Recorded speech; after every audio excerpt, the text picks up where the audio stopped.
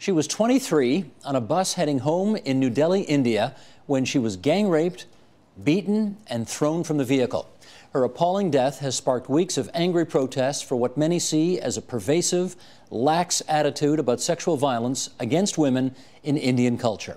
And here now for more on the events and what the protests might mean for change in that country, here's Ananya Mukherjee-Reed. She is professor and chair of the Department of Political Science at York University, and we're glad to have you back here at TVO, Ananya. Nice to see you again. Glad to be here. I'd like to know how you first heard about this appalling episode.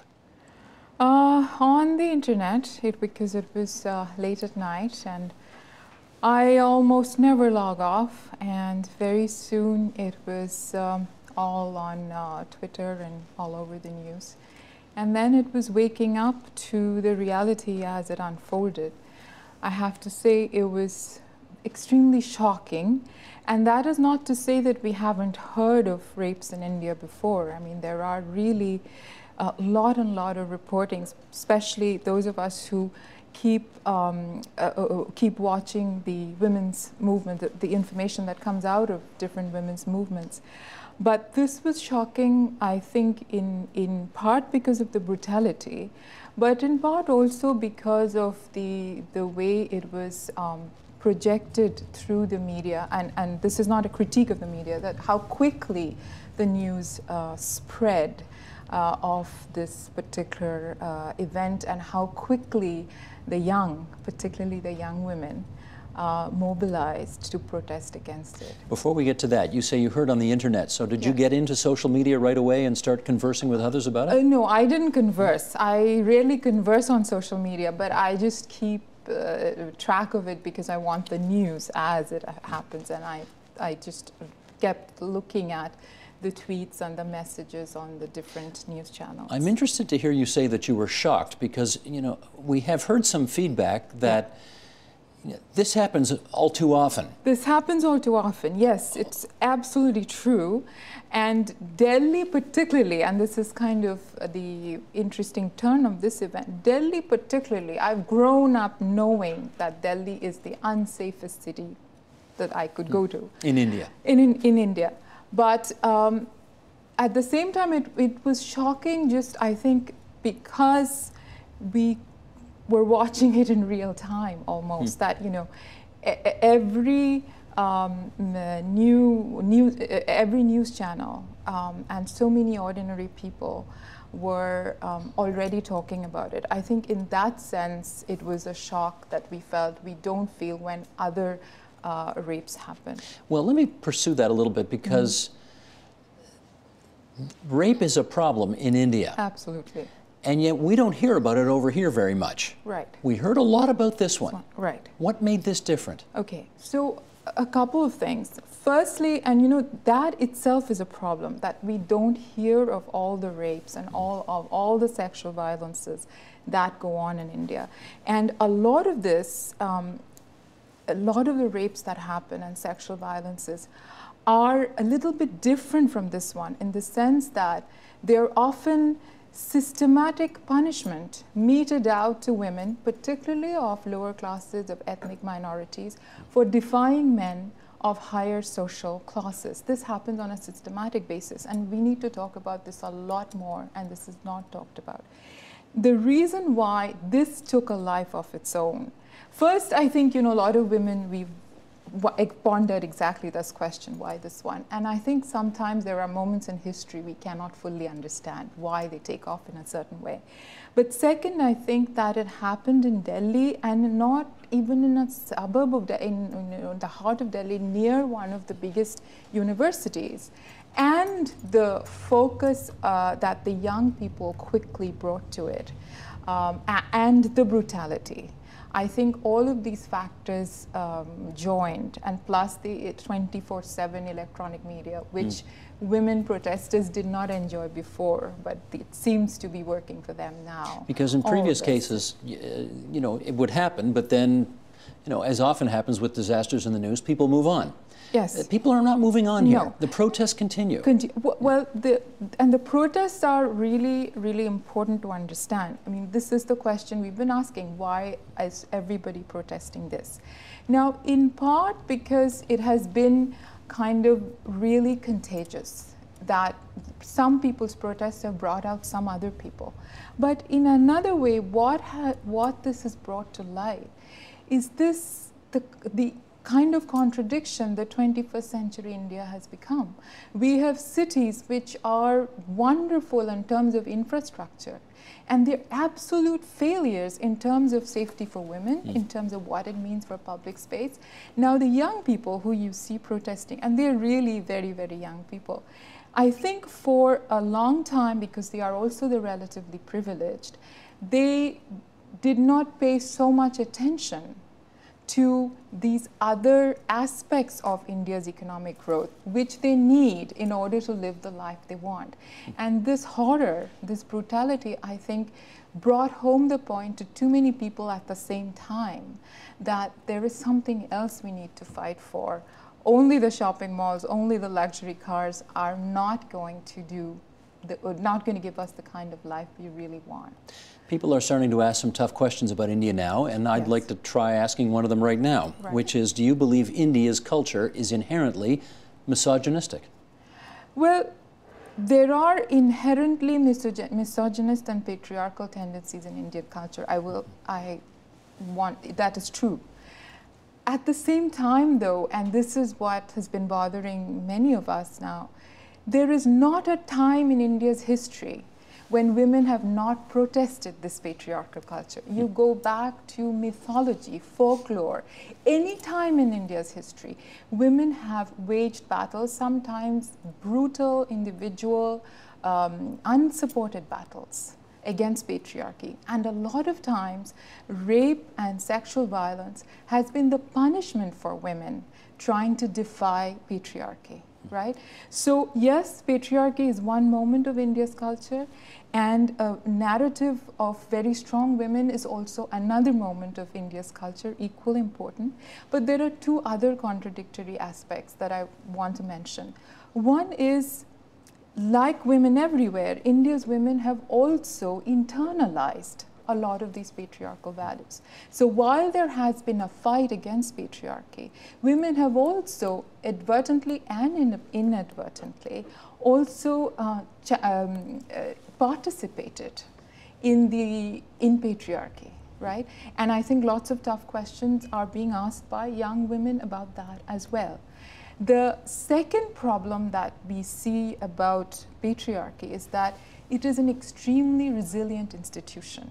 I think we hoped, and our younger generation really hoped, that the opening up, the globalization, etc., will automatically maybe give us as in women some more space. But what we see is almost a new resilient brand of patriarchy that goes very well along with this new India. And in that I include several things. One is Bollywood. Some of the incarnations of Bollywood, I would say, are extremely really bad for the image of women that they display. But I've seen the converse of that as well, which is woman terrorized by men who rises up and in the end, it's the violent, powerful men who also win. Right? But there is, yes, you're right. I mean, I'm talking about a certain brand of Bollywood. Okay. So that's one. The second is that there is, our celebrated call centers. Women, and now they're talking about it a lot more. It's been really a place where women have been harassed in many different ways. The factories from which where India manufactures its global exports are very violent towards women. Then there is the farm, and then there are the very expensive sex determination clinic where one determines whether to kill a girl child. All of these are also part of the new India. And I think the contradiction has now come to a point where we really have to take this new patriarchy, take the bull by the horns and confront it. And that's what is happening. Let me pick up on one of the first things you said in that answer, which was this notion of rape as a punishment for. Right. In your travels on the internet, as you've been surfing after this right. incident took place, right. have you seen examples of where men are using rape as a punishment to go against women who are protesting against this? In this current conversations, this part, which is really primarily the experience of women from ethnic minorities and women from our so-called lower caste, right? This debate has been, this discussion has been sidelined. And women from these groups are saying that, yes, let us fight all rapes. We need a more inclusive discussion of the kind of systematic violence that takes place against women, right? But that is not in the main frame, and that needs more discussion. But I did see in a couple of TV channels going back and revisiting women who are now fighting for justice, who have been raped under different circumstances, who are being interviewed and who are coming on TV to say that, what about justice for us? Is that new? That's not new, but it is absolutely not new. But this moment, again, you know, going back to why history chooses a moment, this moment has become the moment where women from all walks of life and subject of different kinds of violence are feeling somewhat empowered to come and reinstate their claims for justice. I think this is a horrific but a positive development. I want to pursue this idea about whether this is that moment in history that you hope it will be. Because I see we're less than a month away from that awful shooting in Connecticut, and already, you know, it's falling off the pages of the newspapers and people are talking about it less, and you hear stuff out of Washington which suggests that some kind of gun control legislation is not going to be possible. The momentum of that horror is already lessening. Gone. Yeah. So am I too optimistic? Well, that's what I'm wondering. No, see, no, nobody is too optimistic. What we understand is that there is so much at stake, right?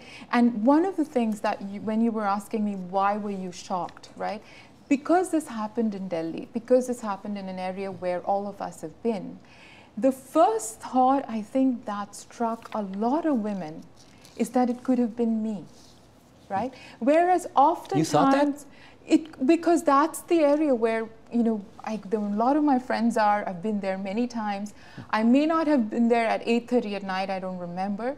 But that's for urban middle class, a large group of women, it felt it could have been me. Whereas oftentimes you read of rape and it seems like it happened to somebody somewhere else, it's not me. Something in this, maybe the way it was also communicated, something brought home that fear that it could have been me, my sister, my daughter, anybody. So I'm not optimistic, but I think a couple of things have happened which we need to hold on to and develop.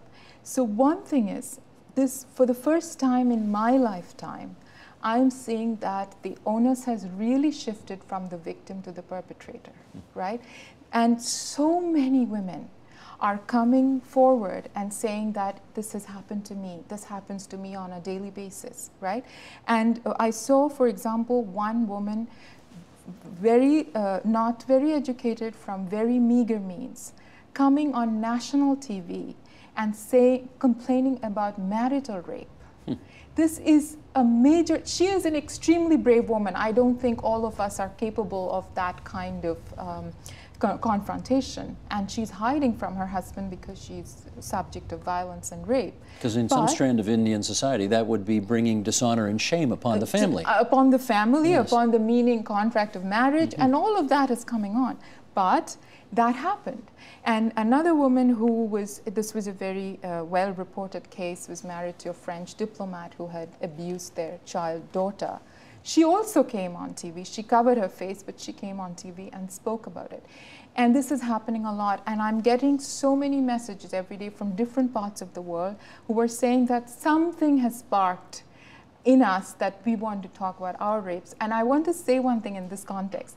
There's been lots of talk about whether this is the time for women in the West to talk about rape. This is a different scale. Yes, of course, India's problems are unique. And every society is unique, and there are differences in scale. But if this horrible incident, the death of this young woman, gives any woman anywhere the power to talk about her rape, let's strengthen that. Let's not censor that by saying, you know, your problem is much less than what women in India face. I think that's an appeal. So I'm not optimistic, but I think there is a possibility of not letting the genie getting back into the bottle as quickly as it had in other times. Help us understand this, because much of what we've read about India lately has been pretty positive. A country of more than 1 billion people with growth rates over 7% for many, many years, bringing so many millions of people out of poverty. Many women in parliament. You have had a prime minister in India who was a woman and elected. Didn't inherit the job, as in Canada. She got elected. Right. This looks like a country, at some levels, where women make great progress. Is it?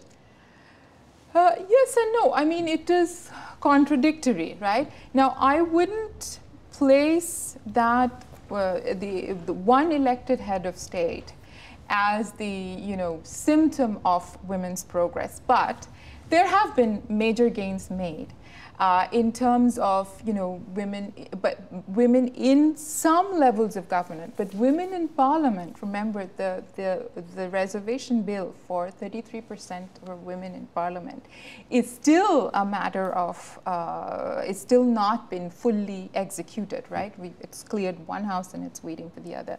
So there is that that problem.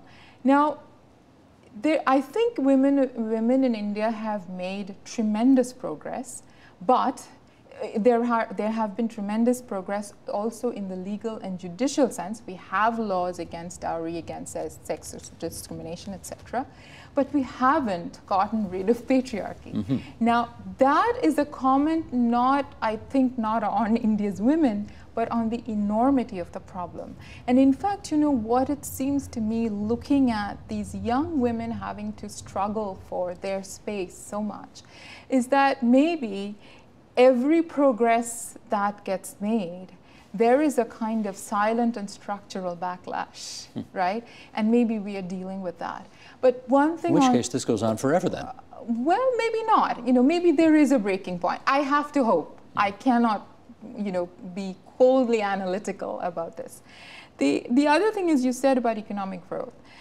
Yes, but the growth has been, the leaders of that growth, the champions of that growth, successive governments, have been so focused on the economic side of that growth that they have focused much less on the content of that growth. Has it been just? Has it brought about gender justice? All these questions have been sidetracked, and some of us who have been wanting to raise that questions are often said, labeled as anti-growth. But why would anybody be anti-growth? The question is, what is the content of that growth? So we have 21st century cities with 12 to 16 million people. Imagine half of Canada in one city. That demands very thorough planning of civic, municipal, public service. Sure. And one thing that has accompanied that economic growth is a loss of the sense of the public, which really was India's strongest element, I think, that we believed in the public domain. And I don't mean just the public sector as an employing job. I mean in a claim of a citizen as to public spaces. And I think what these protests really brought back to me is that these young people who could be focused on their own individual economic prosperity because they have much more to claim than generations before did, but they are really claiming safety of the public space. They are claiming their city. This is a very, very encouraging thing, that economic growth must be have a social justice component to it. And the right content in terms of what it delivers to most of the public. Let's finish up on this. How will we know if, in fact, this is the moment, that turning point of history that you talked about? Right. So one way we will know is that there are some fairly major changes being called for. One is the fast-track courts for rape, because see, one of the things that sexual violence, or those who commit sexual violence, assume that the victim has no recourse, right? And when the justice system fails and there's social apathy, then that reinforces the belief that the victims have nowhere to go. So if we do have some serious changes in the judicial system which show that victims do have recourse, that will be one moment. Then there are many other changes that people are asking for. One is that in fact the Supreme Court has asked for this, that any elected MP, any politician who has any charges of rape or sexual offense against them, can they be disqualified?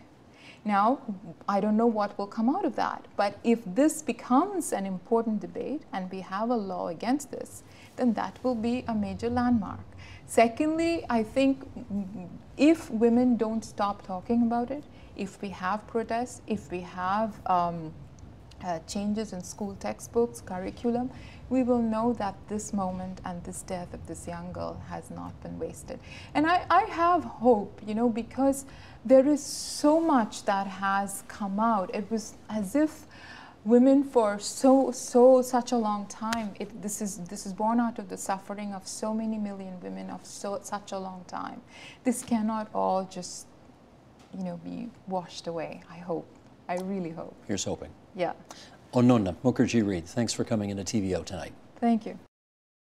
Support Ontario's public television. Donate at tvo.org.